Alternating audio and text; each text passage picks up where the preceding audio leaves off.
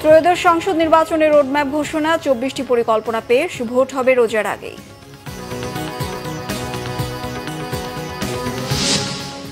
ডিআরইউতে মঞ্চ ৭১-এর কর্মসূচিতে হট্টগোল, সাবেক মন্ত্রী লতিফ সিদ্দিকী, অধ্যাপক কার্জন সহ ২০ জন পুলিশি হেফাজতে।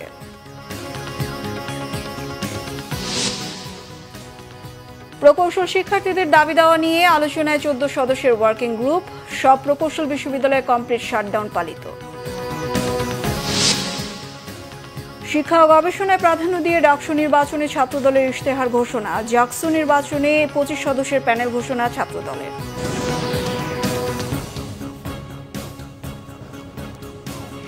দেখছিলেন ক্রাউন সিমেন্ট সংবাদ শিরোনাম, এবার বিস্তারিত। রোজার আগে ভোটের সময় ধরে ত্রয়োদশ জাতীয় সংসদ নির্বাচনের রোডম্যাপ ঘোষণা করেছে নির্বাচন কমিশন। ইসির সিনিয়র সচিব মোহাম্মদ আক্তার আহমেদ দুপুরে সংবাদ সম্মেলনে রোডম্যাপ তুলে ধরেন।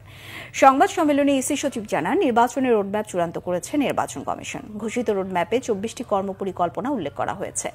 সেপ্টেম্বরের শেষ সপ্তাহে রাজনৈতিক দলসহ সব অংশীজনদের সাথে সংলাপে বসবে ইসি। ১৫ সেপ্টেম্বরের মধ্যে সংসদীয় আসনের সীমানা চূড়ান্ত করার পরিকল্পনা রয়েছে নির্বাচন পরিচালনাকারী সংস্থাটির। নভেম্বরে চূড়ান্ত ভোটের তালিকা প্রকাশ, আগামী নির্বাচনে ভোট দেওয়ার সুযোগ পাবেন প্রবাসী ভোটাররা।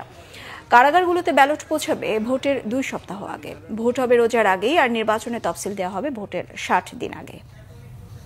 উল্লেখ করা আছে এইটা একটার সাথে আরেকটা সম্পর্কিত, কাজে শুরু করতে পারছি না। আবার কিছু কিছু জিনিস আছে শুরু হয়েছে, কিন্তু রমজানের শুরুতে, রমজানের আগে জাতীয় নির্বাচনের ব্যবস্থা করা হয়। আমাদের এই কর্মপরিকল্পনাটাই আমরা ২৪টা অংশে ভাগ করে আমরা দেখেছি। তার একটা হচ্ছে অংশীজনের সাথে সংলাপ, সুশীল সমাজ, রাজনৈতিক দলের প্রতিনিধি, বিশ্ববিদ্যালয়ের শিক্ষক, নারী সমাজের প্রতিনিধি, ইলেকট্রনিক অ্যান্ড প্রিন্ট মিডিয়ার ব্যক্তিত্ব যারা আছেন ইত্যাদি যারা আছেন তাদেরকে সবাইয়ের সাথে আমরা এই সংলাপ গ্রহণ করব। নির্বাচন আইন বিধি সংস্কার, নির্বাচন পরিচালনা বিধিমালা, নির্বাচন কর্মকর্তা বিশেষ আইন। আপনারা জানেন যে আমরা সীমানা নিয়ে যে শুনানি ছিল সে শুনানিটা কমপ্লিট করেছি, যে আগামী ১৫ সেপ্টেম্বরের ভিতরে এইগুলোকে চূড়ান্ত করতে পারবো এবং আপনার জিআইএস ম্যাপ এই জাতীয় যে কাজগুলো আছে সেগুলো আমরা ৩০ সেপ্টেম্বরের ভিতরে কমপ্লিট করব।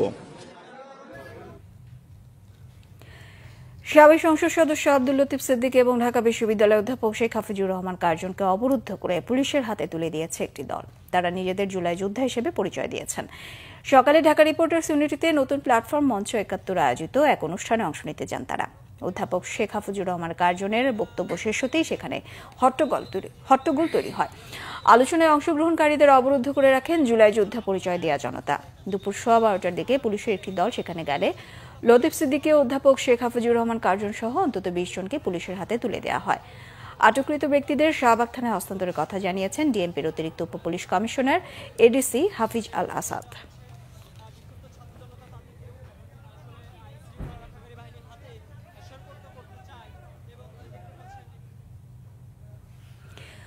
গুম প্রতিরোধ, প্রতিকার ও সুরক্ষা অধ্যাদেশের নীতিগত অনুমোদন দিয়েছে উপদেষ্টা পরিষদ। বৃহস্পতিবার প্রধান উপদেষ্টা ডক্টর মোহাম্মদ ইউনূসের সভাপতিত্বে উপদেষ্টা পরিষদের বৈঠকে অনুমোদন দেয়া হয়। পরবর্তীতে অধ্যাদেশের খসড়া তৈরির নির্দেশনা দেন প্রধান উপদেষ্টা। এছাড়া চিলাহাটি সহ ৩টি স্থলবন্দর বন্ধের অনুমোদন দেয় উপদেষ্টা পরিষদ। আলোচনা হয় প্রকৌশল বিশ্ববিদ্যালয়ের শিক্ষার্থীদের আন্দোলন নিয়েও। প্রধান উপদেষ্টার কার্যালয়ে অনুষ্ঠিত বিনিয়োগ পরিস্থিতি নিয়ে আরেকটি বৈঠক হয়েছে। এতে দেশে বিনিয়োগ হার বৈশ্বিক হারের সাথে সামঞ্জস্যপূর্ণ বলে জানান প্রধান উপদেষ্টার আন্তর্জাতিক বিষয়ক বিশেষ দূত লুৎফে সিদ্দিকী। পরে রাজধানীর ফরেন সার্ভিস একাডেমিতে উপদেষ্টা পরিষদের বৈঠক নিয়ে ব্রিফিং করেন প্রধান উপদেষ্টার প্রেস সচিব শফিকুল আলম।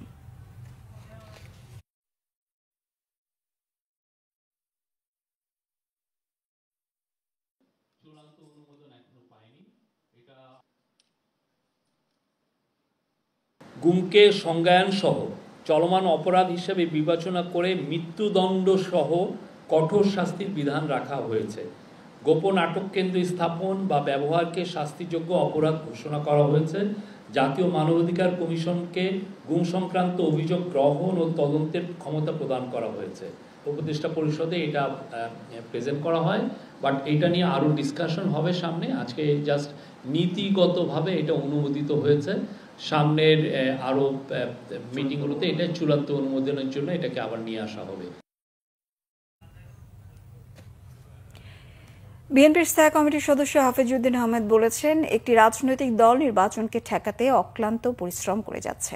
নির্বাচনে জিতবে না জেনেও তাদের এখন চেষ্টা হচ্ছে বিএনপি ঠেকাও। জাতীয় প্রেসক্লাবে বাংলাদেশ জাতীয়তাবাদী মুক্তিযোদ্ধা দলের আলোচনা সভায় হাফিজউদ্দিন আহমেদ বলেন, ৭১-এ যুদ্ধ করেছিলেন যে গণতন্ত্রের জন্য, আজও সেই গণতন্ত্র প্রতিষ্ঠা করা যায়নি। তিনি বলেন, শেখ হাসিনা ফ্যাসিবাদ দিয়ে গণতন্ত্রকে ধ্বংস করে গেছে। নতুন বাংলাদেশ করতে চান জানিয়ে তিনি বলেন, পিআর বিদেশি চিন্তাভাবনা। বাংলাদেশের মানুষ একজন নেতাকে খুঁজে বেড়ায় যিনি তাদের সমস্যার সমাধান করবেন। দেশের জনগণ স্থির করবে তারা কি চায়। কয়েকজন ব্যক্তি ঠিক করে দিতে পারে না কিভাবে দেশ চলবে, এমন মন্তব্য করে বিএনপির নেতা বলেন, যারা দেশের স্বাধীনতা সার্বভৌমত্ব নষ্ট করতে চায় জনগণ তাদের প্রতিহত করবে। সালে স্বাধীনতা যুদ্ধে বিরোধিতা করেছে তাই নয়, 1947 সালে পাকিস্তান প্রতিষ্ঠারও বিরোধিতা করেছে। এই দল এখন জনগণের মালিক মুক্তার হয়ে বসতে চায়। তারা ইতিমধ্যে উপলব্ধি করেছে যে নির্বাচনে তাদের কোনো সুযোগ নাই, জনগণ তাদেরকে ভোট দিবে না। তাদের এখন একমাত্র চেষ্টা হলো বিএনপি ঠেকাও, বিএনপি যেন রাষ্ট্র ক্ষমতায় না আসতে পারে। সুতরাং নির্বাচনী আর দরকার নাই, নির্বাচনকে বিলম্বিত করার জন্য তারা অক্লান্ত পরিশ্রম করে যাচ্ছে। কোনো অনির্বাচিত ব্যক্তি দ্বারা সংবিধান সংশোধন হতে পারে না।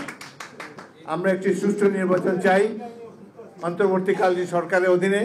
আশা করি সুষ্ঠু নির্বাচন পাব এবং সেখানে নির্বাচিত প্রতিনিধিরাই ঠিক করবে বাংলাদেশের সংবিধান কেমন হবে। বিএসসি প্রকৌশলী ও ডিপ্লোমা প্রকৌশলীদের সমস্যার সমাধানে 14 সদস্যের ওয়ার্কিং কমিটি গঠিত হয়েছে। বৃহস্পতিবার সরকার গঠিত কমিটির বৈঠক শেষে একথা জানান বন, পরিবেশ ও জলবায়ু বিষয়ক উপদেষ্টা সৈয়দা রেজওয়ানা হাসান। বৈঠক শেষে কমিটির সভাপতি বিদ্যুৎ ও জ্বালানি উপদেষ্টা ফাজল কবির খান বলেন, কমিটি কিভাবে কাজ করবে সেটি নির্ধারণ করা হয়েছে। দুপক্ষের দাবির বিষয়গুলো পর্যালোচনা করা হচ্ছে। বন ও পরিবেশ উপদেষ্টা বলেন, প্রকৌশলী নিয়োগের সাথে সংশ্লিষ্ট সরকারের বিভিন্ন প্রতিষ্ঠান ও একাডেমিক প্রতিষ্ঠানের সদস্যদের যুক্ত করে ওয়ার্কিং কমিটি গঠন করা হয়েছে। তারা সব বিষয়ে পর্যালোচনা করবে। দীর্ঘদিনের সমস্যা চাইলেই রাতারাতি সমাধান করা সম্ভব নয় বলে মন্তব্য তার। সংক্ষুব্ধরা চাইলে সরকার গঠিত কমিটি বা ওয়ার্কিং কমিটির কাছে তাদের দাবি জানাতে পারেন, তবে আন্দোলনের নামে জনদুর্ভোগ তৈরির কোনো সুযোগ নেই। আজকে একটা ওয়ার্কিং গ্রুপ গঠন করা হয়েছে। সেই ওয়ার্কিং গ্রুপে মোট 13 জন প্রতিনিধি থাকবে। বিভিন্ন সংস্থা প্রধান যারা আছেন, যে সংস্থাগুলোতে ইঞ্জিনিয়ারদের রিক্রুট করা হয় সেই সংস্থা প্রধানেরা থাকবেন এবং একই সাথে ডিপ্লোমা ইঞ্জিনিয়ারদের থেকেও 3 জন প্রতিনিধি থাকবেন, 4 জন প্রতিনিধি। যারা বিভিন্ন বিষয় দাবি দাওয়া নিয়ে আন্দোলন করছেন তাদের একটা প্রতিনিধি দল সকল সময়ে সরকারের আমাদের সাথেও বসতে পারেন, ওয়ার্কিং গ্রুপের সাথেও বসতে পারেন, জনদুর্ভোগের সৃষ্টি যেন না করে। এটা রাতারাতি, এতদিনের সমস্যা রাতারাতি সমাধানের বিষয় না। আমাদেরকে 1 মাস সময় দেওয়া হয়েছে। আমরা এই 1 মাস সময়ের মধ্যে সমস্যাগুলো অনুধাবন করে আমাদের যা সুপারিশ তা সরকারের কাছে এবং সংশ্লিষ্ট সকলের কাছে পেশ করব। প্রকৌশলীদের যারা অভিভাবক তারা ইয়েদেরকে, তাদের যে ছাত্র, তারা ছাত্র কিংবা তাদের ইয়েকে বোঝাবেন, সদ্য পাস করা ইয়েকে, এবং যারা ডিপ্লোমা ইঞ্জিনিয়ার নেতৃত্ব ওনারা যে আছেন ওনারা যে ওনাদেরকে বোঝাবেন যে এখন তো আন্দোলন করছেন, তো এটা হয়ে গেছে যে আপনারা তো এই যে সরকার তো এটাকে সিরিয়াসলি নিছে, 4 জন উপদেষ্টাকে দিয়ে এবং অন্যান্য ওদের সেক্টরের নেতৃত্ব করছেন, আমরা তো দেখছি, তো এখন তো আন্দোলন করে কোনো লাভ নেই। অন্যান্য প্রকৌশল বিশ্ববিদ্যালয়ের মতো 3 দফা দাবিতে চট্টগ্রাম প্রকৌশল ও প্রযুক্তি বিশ্ববিদ্যালয়েও কমপ্লিট শাটডাউন কর্মসূচি পালন করছেন শিক্ষার্থীরা। হয়নি কোনো ক্লাস ও পরীক্ষা। ক্যাম্পাসে বিরাজ করছে শুনশান নীরবতা। ক্যাম্পাসে শিক্ষার্থীদের উপস্থিতি ছিল না বললেই চলে। শিক্ষার্থীরা বলছেন শান্তিপূর্ণভাবে কমপ্লিট শাটডাউন কর্মসূচি পালন করছেন তারা। তবে তাদের যৌক্তিক 3 দফা দাবি মেনে নেওয়া না হলে পরবর্তীতে তারা আরও কঠোর কর্মসূচি দিতে বাধ্য হবে। এর আগে গতকাল বিকেলে ঢাকায় প্রকৌশল শিক্ষার্থীদের উপর হামলার প্রতিবাদে ও 3 দফা দাবিতে মহানগরীর 2 নম্বর গেট এলাকায় সড়ক অবরোধ করেন চুয়েট শিক্ষার্থীরা।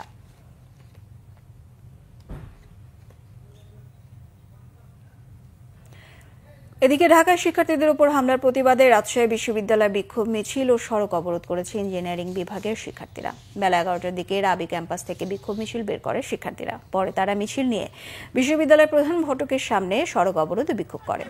এ সময় ঢাকা শহর রাজশাহী নাটোর সড়কে যান চলাচল বন্ধ হয়ে যায়। পরে সেখান থেকে তারা ক্যাম্পাসে গিয়ে অবস্থান করে বিক্ষোভ শুরু করে। এ সময় পুলিশি হামলার তীব্র নিন্দা ও প্রতিবাদের পাশাপাশি শিক্ষার্থীদের 3 দফা দাবি মেনে নেওয়ার আহ্বান জানান তারা।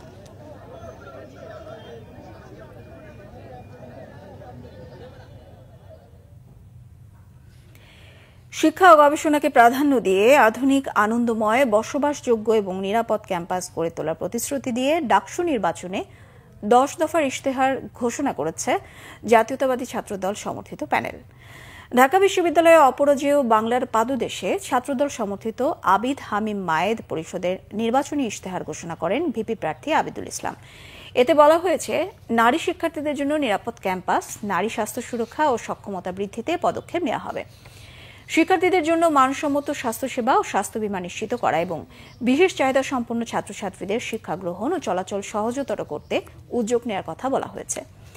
কারিকুলাম, অবকাঠামো ও পরীক্ষা ব্যবস্থার আধুনিকায়ন, গবেষণার মানোন্নয়ন সহ হয়রানিমুক্ত প্রশাসনিক সেবা, শিক্ষা ঋণ এবং ক্যাম্পাস ভিত্তিক কর্মসংস্থানের ব্যবস্থার উপর জোর দেওয়া হয়েছে। এদিকে ভোটের জন্য শিক্ষার্থীদের দাঁড়ে দাঁড়িয়ে গিয়ে ব্যস্ত সময় পার করছেন প্রার্থীরা, দিচ্ছেন নানান প্রতিশ্রুতি। আচরণবিধি লঙ্ঘনের অভিযোগও তুলছেন কেউ কেউ।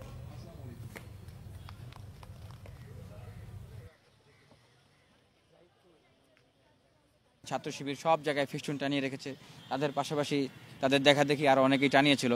তা আমরা তখন সাথে সাথে স্যারকে বলেছিলাম যে স্যার দেখেন, যদি এটা নিয়ম থাকে তাহলে আমাদেরকেও বলেন, আমরাও টানাই। তো স্যার বললেন যে না, এটা নিয়মে নাই। তারপরে বললাম যে তাহলে এগুলো দ্রুত সরিয়ে ফেলেন, তাহলে সেটা সরাইতে তাদের হলো 24 ঘন্টা টাইম লাগলো। তাহলে এই যে এইভাবে যারা প্রভাব বিস্তার করতেছে, যাদের প্রভাবের কারণে বিশ্ববিদ্যালয়ে মাথা নত করতেছে, সামনে আরও অনেক প্রক্রিয়া আছে, সামনে ভোট গ্রহণ প্রক্রিয়া আছে, তাহলে সেই সময় যদি তারা এইভাবে প্রভাব বিস্তার করে তাহলে তো আসলে মানে নিরপেক্ষতা কোথায় থাকে? আমরা তো পাতানো ম্যাচ খেলতে আসি নাই। বিশ্ববিদ্যালয়ের ভেতরে পরিবেশ বান্ধব ও ব্যাটারি চালিত পর্যাপ্ত পরিমাণ সকল সার্ভিস চালু করুন। সকল রুটে আপ ট্রিপ দুপুর 12টা পর্যন্ত ও ডাউন ট্রিপ রাত 9টা পর্যন্ত বৃদ্ধি করে ঢাকার বিভিন্ন এলাকার সাথে সংযুক্ত শিক্ষার্থী বাস এবং বাস রুটের সংখ্যা ও পরিসর যৌক্তিকভাবে বৃদ্ধি করা। বিশ্ববিদ্যালয় এরিয়াকে গ্রিন, ইয়েলো এবং রেড জোনে ভাগ করে যানবাহন ও বহিরাগত নিয়ন্ত্রণ। এদিকে জাহাঙ্গীরনগর বিশ্ববিদ্যালয় কেন্দ্রীয় ছাত্র সংসদ নির্বাচন জাকসু পূর্ণাঙ্গ প্যানেল ঘোষণা করেছে জাতীয়তাবাদী ছাত্রদল। বিশ্ববিদ্যালয়ের 24 অদম্য এলাকায় দুপুরে পূর্ণাঙ্গ প্যানেল ঘোষণা করেন ছাত্রদল কেন্দ্রীয় কমিটির সহসভাপতি আবু হাসান মোহাম্মদ ইয়াহিয়া। নির্বাচন করবেন ভিপি পদে শেখ সাদি হাসান, জিএস পদে তানজিলা হোসেন বৈশাখী আর যুগ্ম সাধারণ সম্পাদক পদে আঞ্জুমানারা ইকরা। 25 সদস্যের পূর্ণাঙ্গ কমিটি ঘোষণার সময় বিশ্ববিদ্যালয়ের ছাত্রদলের নেতাকর্মীরা উপস্থিত ছিলেন। এদিকে আজ জাকসু নির্বাচনের মনোনয়নপত্র প্রত্যাহারের শেষ দিনে 8 জন মনোনয়নপত্র প্রত্যাহার করেছেন।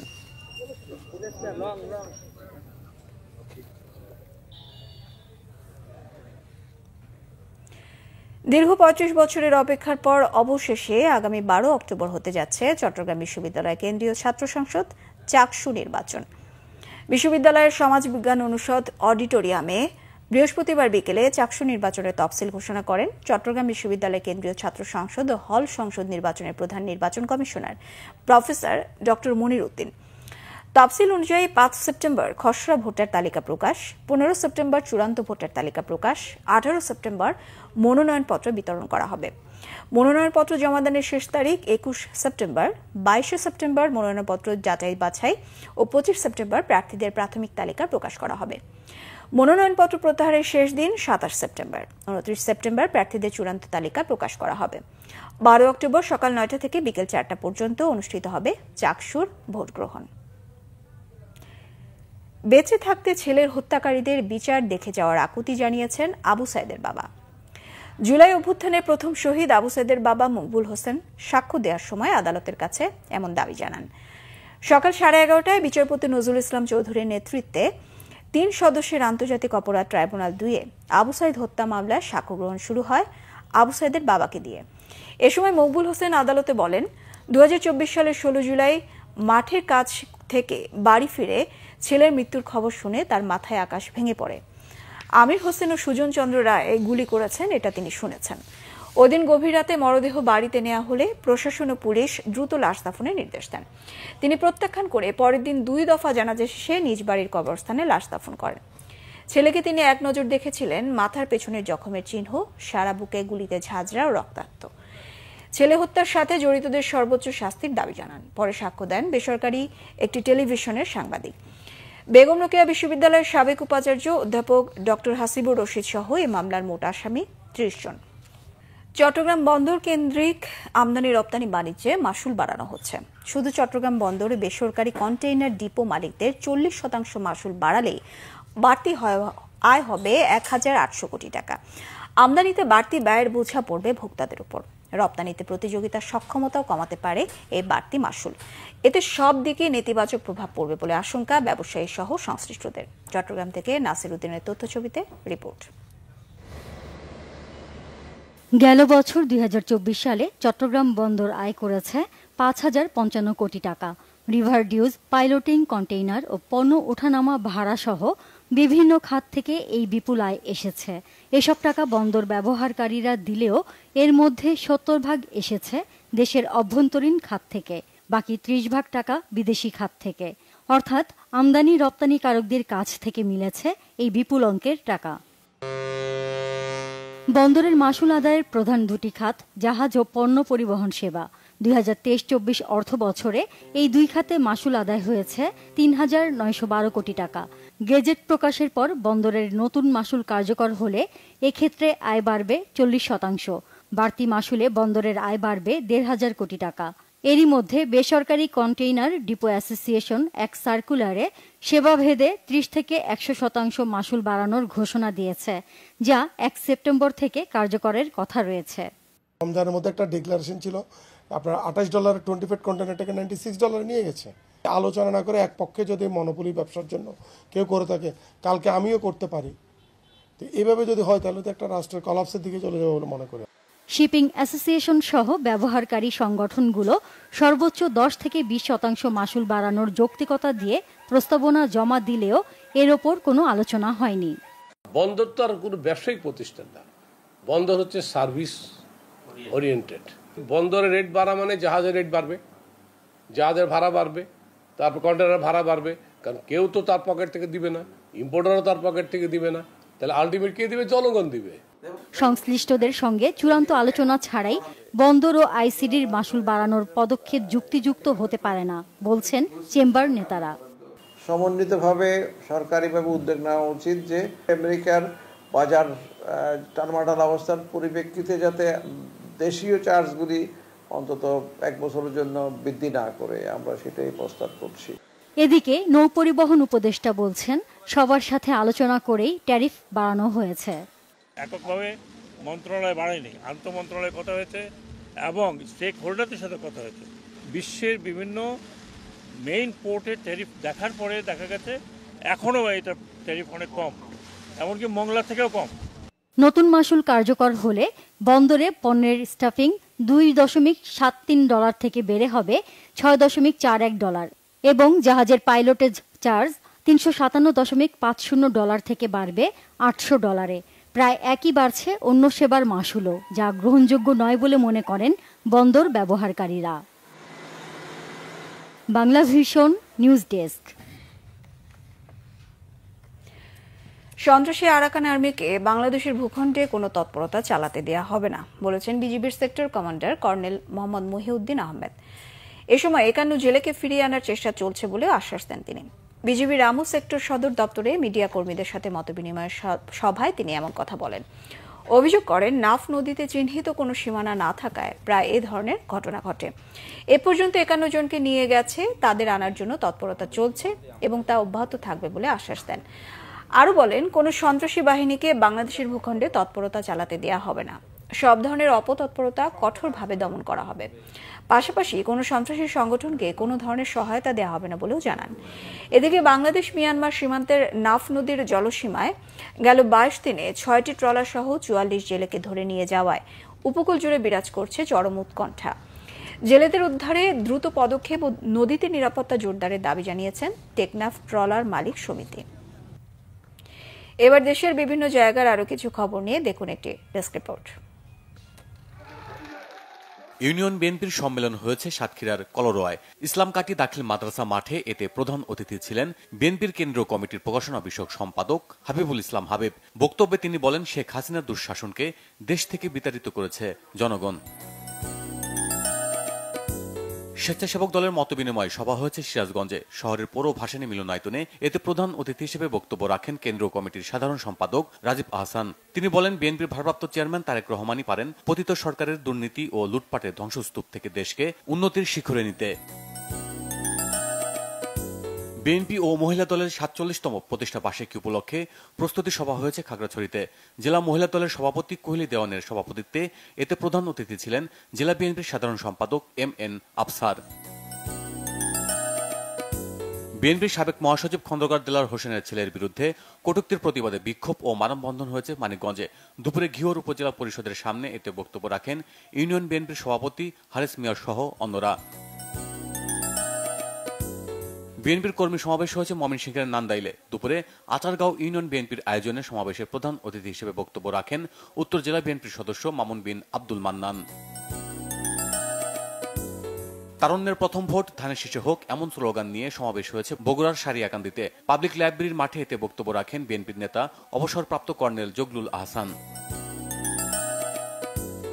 জলবায়ু সহনশীল কর্ম পরিকল্পনা বিষয়ক কর্মশালা হয়েছে ঠাকুরগাঁওয়ে। সকালে বিশ্ব ব্যাংকের অর্থায়নে নগর অঞ্চল উন্নয়ন প্রকল্পের আওতায় পৌরসভার হলরুমে এতে বক্তব্য রাখেন সাবেক মেয়র মির্জা ফয়সাল আমিন।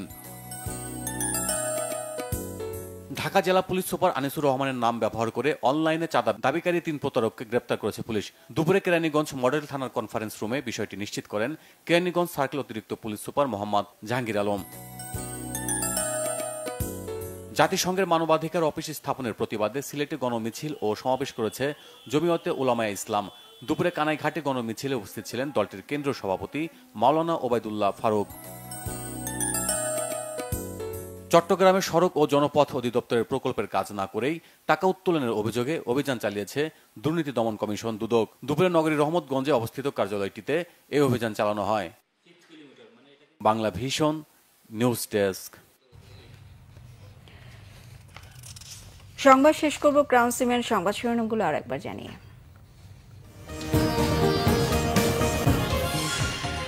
ত্রয়োদশ সংসদ নির্বাচনের রোডম্যাপ ঘোষণা, 24টি পরিকল্পনা পেশ, ভোট হবে রোজার আগেই। ডিআরইউতে মঞ্চ ৭১-এর কর্মসূচিতে হট্টগোল, সাবেক মন্ত্রী লতিফ সিদ্দিকী, অধ্যাপক কার্জন সহ ২০ জন পুলিশি হেফাজতে। প্রকৌশল শিক্ষার্থীদের দাবি দেওয়া নিয়ে আলোচনায় 14 সদস্যের ওয়ার্কিং গ্রুপ, বুয়েট সহ সব প্রকৌশল বিশ্ববিদ্যালয়ের কমপ্লিট শাটডাউন পালিত। শিক্ষা ও গবেষণায় প্রাধান্য দিয়ে ডাকসু নির্বাচনে ছাত্রদলের ইশতেহার ঘোষণা, জাকসু নির্বাচনে 25 সদস্যের প্যানেল ঘোষণা ছাত্রদলের। এই ছিল এখনকার মতো। পরের সংবাদ সন্ধ্যা 7:30টায় দেখার আমন্ত্রণ রইল। এছাড়া বাংলা ভিশন সংবাদ ও সংবাদ সংশ্লিষ্ট অনুষ্ঠান দেখতে ভিজিট করুন www.bbnews24.com ও facebook.com/banglavisionnews। সাবস্ক্রাইব করুন youtube.com/banglavisionnews। সঙ্গে থাকায় ধন্যবাদ সবাইকে।